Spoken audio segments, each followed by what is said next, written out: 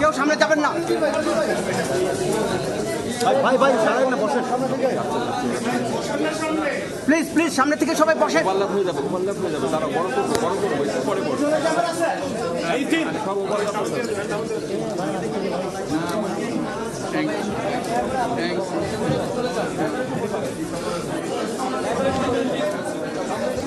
এই স্টিল বসেন।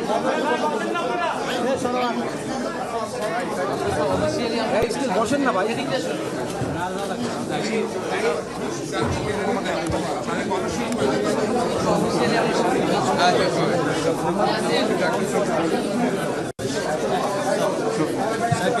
এই ভাই বসেন বসেন।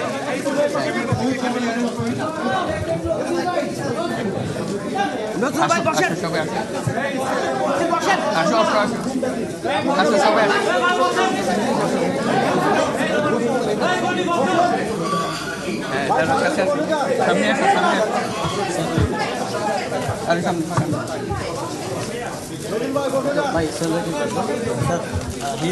He's still injured.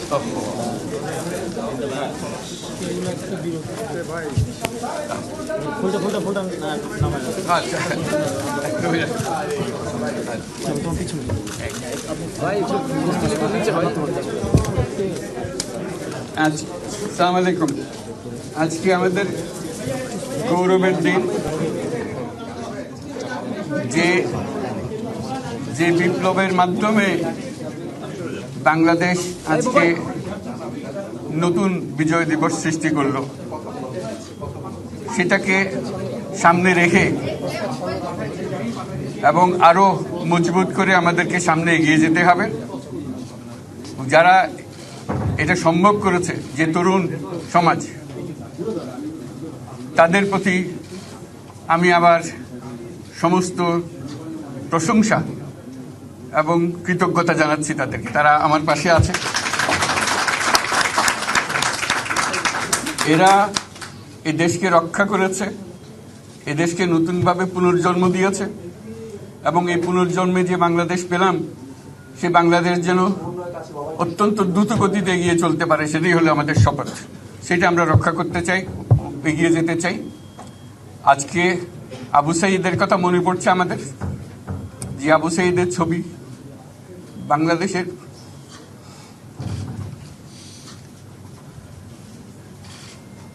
প্রতিটি মানুষের মনে গেঁথে আছে। এটা কেউ ভুলতে পারবে না। কি অবিশ্বাস্য একটা সাহসী যুবক, বন্দুকের সামনে দাঁড়িয়ে আছে এবং তারপরে থেকে কোনো যুবক, কোনো যুবতী আর হার মানে নাই, সামনে গিয়ে আছে এবং বলছে যত গুলি মারো, মারতে পারো, আমরা আছি। তো যার কারণে এটা সারা বাংলাদেশ জুড়ে এই আন্দোলন ছড়িয়ে গেছে এবং যার কারণে বাংলাদেশ এই দ্বিতীয়বার স্বাধীনতা অর্জন করলো। এই স্বাধীনতাটা আমাদেরকে রক্ষা করতেই হবে। শুধু রক্ষা করা নয়, এই স্বাধীনতার সুফল প্রতিটি মানুষের ঘরে পৌঁছাতে হবে। তা না হলে এই স্বাধীনতার কোনো দাম নেই।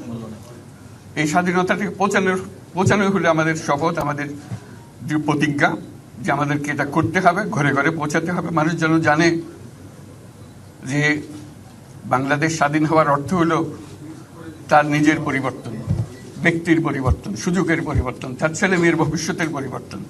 এটা যেন প্রত্যেকে বুঝে নেয় এবং আজকের তরুণ সমাজকে বোঝানো যে এই দেশ এটা তোমাদের হাতে, তোমরা এটাকে তোমাদের মনের মতো করে গড়ে তুলবে। তোমরা যেভাবে স্বাধীন করতে পেরেছো, তোমরা এটাকে তোমাদের মনের মতো করে গড়তেও পারবে এবং তোমাদের দেখে সারা দুনিয়া শিখবে কিভাবে একটা দেশ, একটা তরুণ সমাজ গ্রহণ করতে পারে এবং তাকে পাল্টে ফেলতে পারে। তাদেরকে আমি বারে বারে এমনি উপদেশ দিই যে পুরনোদের বাদ দাও, তাদের এই পুরনো চিন্তা দিয়ে এটার মুক্তি আমাদের হবে না করি। সারা দুনিয়ার মধ্যে এটা হবে না। এটা শুধু বাংলাদেশের কথা না, সারা দুনিয়াকে জুড়ে কথা বলছি। তোমাদের মধ্যে যে শক্তি আছে, যে ক্রিয়েটিভিটি আছে, সৃজনশীলতা আছে, সেই সৃজনশীলতাকেও কাজে লাগাতে হবে। এটা শুধু বই খাতাতে লেখার জিনিস না, এটাকে প্রকাশ করার জিনিস, স্থাপন করার জিনিস, সেটা করা। এটা আমরা এই আজকে আমাদের পুরো কাজটা হলো, দায়িত্বটা হলো তারা যেটা অর্জন করে নিয়ে এসছে এখন তাদেরকে দিয়ে এটাকে করিয়ে দেওয়া, আমাদের সমস্ত কাঠামোগুলো পরিষ্কার করে দেওয়া। সরকার বলে একটা জিনিস আছে, কিন্তু মানুষের কোনো আস্থা নেই।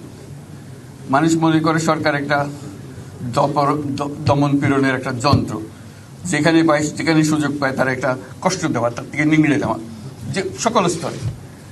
এটা হলো তার থেকে কেমনভাবে সামাল দিতে হবে তাকে, একটা ভয়ের একটা জিনিস, তাকে সামাল দিয়ে চলা। এটা হলো সরকার। এটা সরকার হতে পারে না। সরকারকে দেখে মানুষের বুক ফুলে উঠবে যে আমাকে সাহায্য করবে, আমাকে রক্ষা করবে, আমার সরকার আমার জন্য দাঁড়াবে। সরকার তার জন্য দাঁড়ায় না কোনো সময়।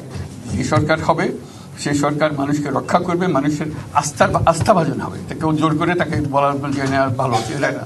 সে নিজে নিজে বিশ্বাস করবে, সরকারি লোক দেখলে বলবে আমার লোক, আমাকে রক্ষা করার লোক। সেই আস্থাটা আমাদেরকে ফিরিয়ে আনতে হবে মানুষের মনে। তাহলে মানুষও যোগ দেবে এটাতে। মানুষ এখন পিছিয়ে থাকে যে কিসের মধ্যে আমাদেরকে ঢুকিয়ে দিচ্ছে। আমরা যেন জানতে পারি যে এইটা আমরা সবাই মিলে আমরা অগ্রসর হতে পারি। একটা বড়, সারা বাংলাদেশ একটা বড় পরিবার। এই পরিবার আমরা একসঙ্গে চলতে চাই এবং আমাদের মধ্যে দ্বিধা দ্বন্দ্ব যা কিছু থেকে সরিয়ে ফেলতে চাই। যারা বিপথে গেছে তাদেরকে পথে আনতে চাই, যাতে করে একসঙ্গে আমরা কাজ করতে পারি। এর মধ্যে আমরা শুনলাম, আসার পথে শুনে আসছি যে এখানে আইনশৃঙ্খলার ব্যাঘাত হচ্ছে, মানুষকে আক্রমণ করছে, ঘরবাড়ি জ্বালিয়ে দিচ্ছে, সম্পদ জ্বালিয়ে নষ্ট করছে, চুরি করছে, দিয়ে যাচ্ছে, অফিস আদালতে আক্রমণ করছে, সংখ্যালঘুদের উপর আক্রমণ করছে, হিন্দু, বৌদ্ধ, খ্রিস্টান, আহমদিয়া সবার উপর আক্রমণ করছে। এগুলো হলো ষড়যন্ত্রের অংশ। এগুলো আমাদের বিষয় না। আমাদের কাজ হলো এটাকে রক্ষা করা, সবাইকে রক্ষা করা। এটাকে প্রতিটি মানুষ আমাদের ভাই, আমাদের বোন, তাদেরকে রক্ষা করা এবং আমাদের একটা শৃঙ্খলা ফিরিয়ে আসা। বিশৃঙ্খলা, সহিংসতা এগুলো হলো অগ্রগতির বড় শত্রু। আমাদের যে যাত্রা শুরু হলো সেই যাত্রার শত্রু। কাজে এই শত্রুকে যাতে রোধ করা যায়, তাদেরকে বুঝিয়ে শুনিয়ে হোক, তাদেরকে আইনশৃঙ্খলার হাতে দিয়ে হোক, এটা বোঝাতে হবে। তাকে মেরে পেটে এটা ঠিক না। আইনশৃঙ্খলা নিজের হাতে ঠিক না। তাকে আমাদের আইনশৃঙ্খলা বাহিনী এমন হতে হবে, তাদের হাতে সোপর্দ করলে আমরা নিশ্চিন্ত থাকবে তার একটা বিহিত হবে। এমনগুলো আমরা হাতে দিয়ে দিলাম, যে 2 টাকা দিয়ে আবার ছেড়ে দিল, এটা যেন আবার না হয়। আমাদের সেই আস্থাটা আমাদেরকে আনতে হবে। কাজে আইনশৃঙ্খলা যখন আমাদের প্রথম কাজ, এই আইনশৃঙ্খলা ঠিক না হওয়া পর্যন্ত এটা আমরা অগ্রসর করার জন্য পদক্ষেপ নিতে পারবো না। আপনারা আমার উপরে আস্থা রেখে আমাকে জানিয়েছেন, ছাত্ররা আমাকে আহ্বান দিয়েছে, সেটাতে আমি সাড়া দিয়েছি। দেশবাসীর কাছে আমার আবেদন, আপনারা যদি আমার উপরে বিশ্বাস রাখেন, আমার উপরে ভরসা রাখেন, তাহলে নিশ্চিত করেন যে দেশে কোনো জায়গায় কারো উপরে হামলা হবে না। এটা আমাদের প্রথম দায়িত্ব। এটা যদি আমি করতে না পারি, এটা আমার কথা যদি না শোনেন আপনারা, তাহলে আমার প্রয়োজন এখানে নাই। আমাকে বিদায় দেন, আমি আমার কাজে থাকি, সেখানে আমি ব্যস্ত থাকি। যদি আমাকে প্রয়োজন মনে করেন, তাহলে আমাকে প্রয়োজন মনে করলে আপনাদেরকে দেখাতে হবে যে আমার কথা আপনারা শোনেন। আমার কথা না শুনলে আমার কোনো প্রয়োজন নাই। আমার প্রথম কথা হলো, আপনারা বিশৃঙ্খলা থেকে দেশকে রক্ষা করেন, আপনারা সহিংসতা থেকে দেশকে রক্ষা করেন, যাতে আমরা যা আমাদের ছাত্ররা আমাদেরকে পথ দেখায়, সেই পথে আমরা এগিয়ে যেতে পারি। এটা একটা খুব সুন্দর দেশ হতে পারে। বাংলাদেশ একটা খুব সুন্দর দেশের সম্ভাবনাময় দেশ। কাজে এই সম্ভাবনাগুলোকে আমরা নষ্ট করে দিয়েছি। এখন আবার সেই বীজতলা আবার তৈরি করতে হবে, আবার আমাদেরকে জেগে উঠতে হবে। তারাই এই বীজতলা তৈরি করবে, তাদের হাত দিয়েই হবে এবং তাদের দিকে আমরা তাকাবো এবং আমরা তাদের নির্দেশ মতে আমরা অগ্রসর হব। এখানে সরকারি কর্মকর্তা কর্মচারী যারা আছেন, সেনাবাহিনী, বিমান বাহিনী, নৌবাহিনী প্রধানরা যারা আছেন, তাদের প্রতি অনুরোধ, আমরা একটা পরিবার, এইটার মধ্যে যেন আমাদের গোলযোগ না হয়।